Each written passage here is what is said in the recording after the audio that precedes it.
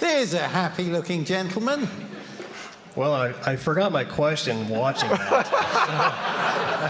I was a little distracted for 10 minutes. But no, my question is about your experience in live performance. So I think I can speak for the audience that... Is that true? Is this... I'm going to speak for the audience and say that King Crimson has been very consistent throughout the years at performing at a very high level. From your perspective, is there one night that stands out as not only was the band in the zone or firing on all cylinders, but that you broke through to another level where it was like, yeah, remember that night was, extra magical?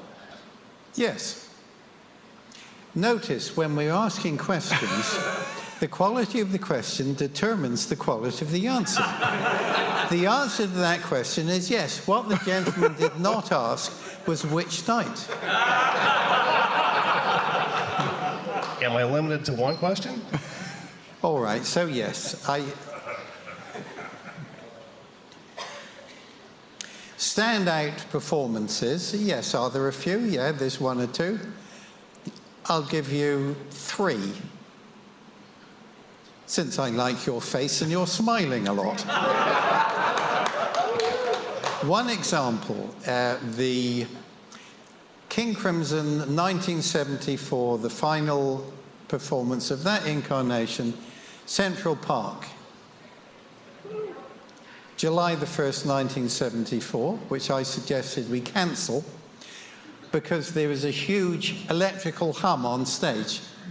And I said, no, we should cancel. And the other lads in the band outvoted me. So we did the show. This is a true story, you understand. And in Starless, in the beginning of the wind-up, it falls down. Boom, boom, boom, boom. And just before the guitar on the one-note line climbs, which Stephen Wilson refers to that guitar line as the death of prog guitar solo. The light was going down and the red light illuminating the stage was coming up. And the bottom of my spine lit up. And I remember that. That was the first time that particular incarnation, for all its triumphs and whatever, that's the first time that incarnation did it to me like that powerfully on our final performance. But the conventional one, because this question does come up from time to time, King Crimson played 3 nights at the Savoy in New York in 1981. 2 shows a night, 3 nights in a row. And I generally preface this by giving the background.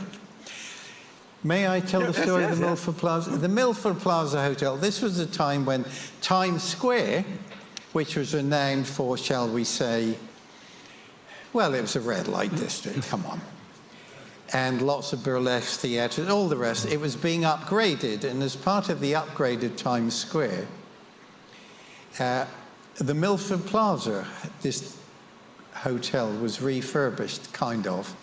The lounge, the entrance foyer, a lot of money was spent on it, and some paint in the rooms. But some hotels put out cookies, some chocolates. In Bruford's room, he found a dead rat. And in Adrian Ballew's room, he wrote the words to Neurotica, because 8th Avenue, Times Square, Hong Kong. Anyway, that's not the answer to your question.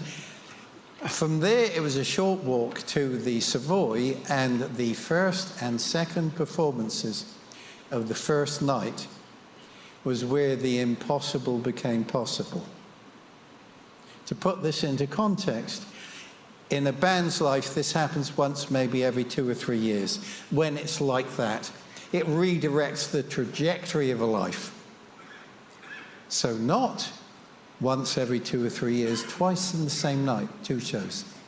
The second night, the third and the fourth performances in the run, the same. 4 in a row, 2 nights. This is not possible. It is not possible. The impossible became possible. The third night, the fifth and the sixth performances, Bill began to think, well, I should do things.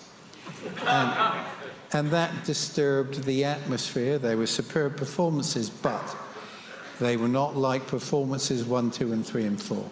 And that was astonishing.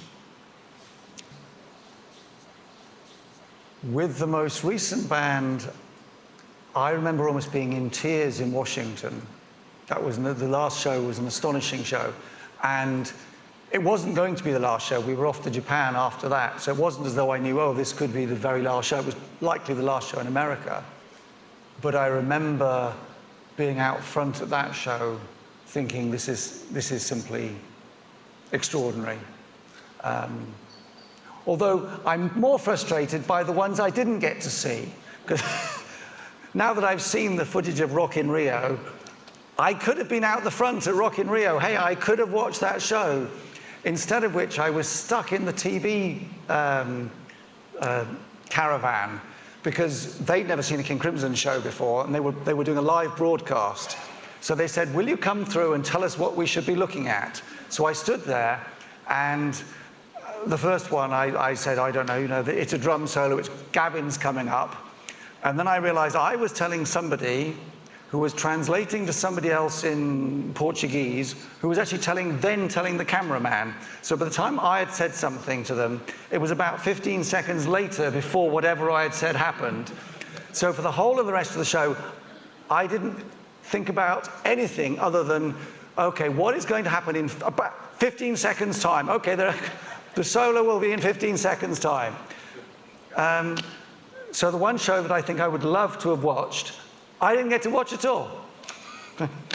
My comment on Washington at the end of the COVID tour in 2021, when the band met together with the team in our dressing room at the end, my comment was, if that is the final performance of King Crimson in America, I can live with it. Yes, sir.